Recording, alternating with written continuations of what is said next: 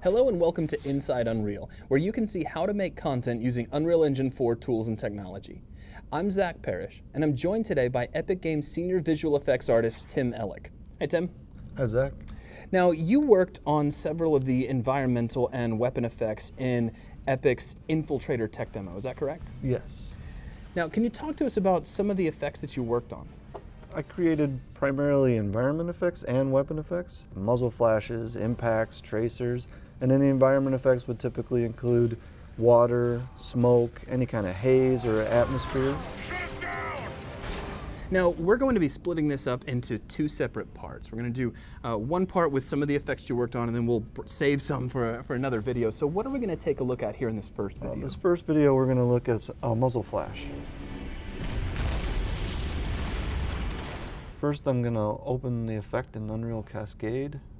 And here you can see there's quite a few components to this effect.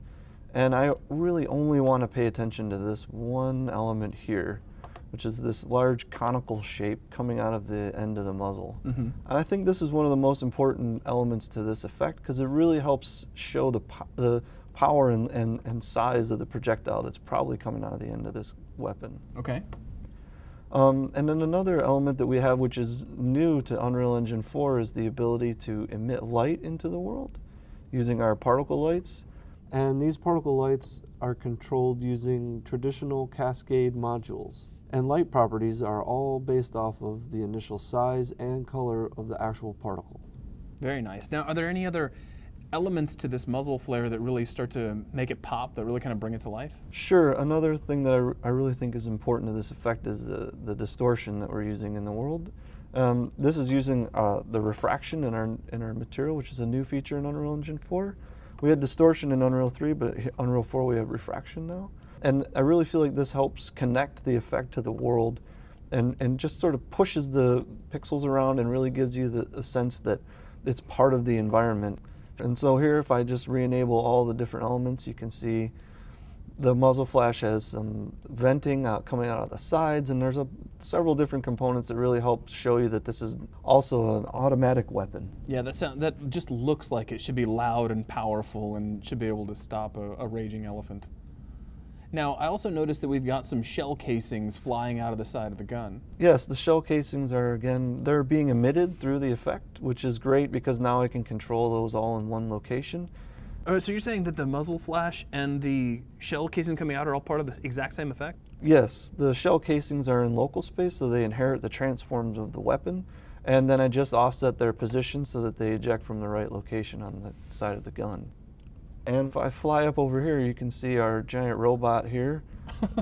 And he's just pouring shells out into the environment. He burns through the ammo. Yeah, and using a CPU system, I can track the position of these shells and then emit smoke from each shell as it's falling through the world. I see this guy's also got tracer fire as well. Yes. Now, is that part of his muzzle flash effect, or is that separate? The tracer is bundled with the muzzle flash. It helps us show the direction without having to add another component and then track two items in Matinee. I can just fire off one effect.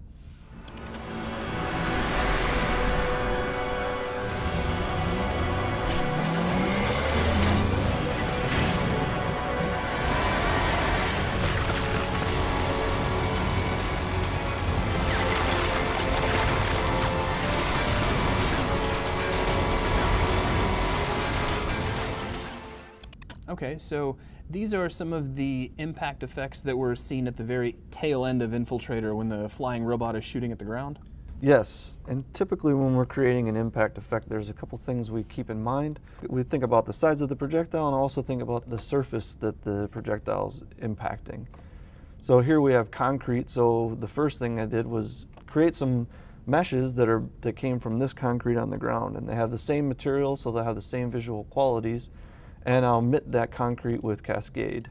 And because the concrete has a lit material on it, it's accepting the lighting from the world as well as the lighting coming from the particle system. So I notice you're also kicking up a lot of, I guess it would be more dust than it is smoke as the concrete gets pulverized. Now, is that actually being lit in the world? Yes, all the dust is being lit by the lights in the world. And so you can see here I added a purple light to the side of this effect so that you could get effect of the lighting on the smoke or the dust. You know, it's funny, you had to move the camera over before I noticed. It looks like there's also a lot of gravel being kicked up.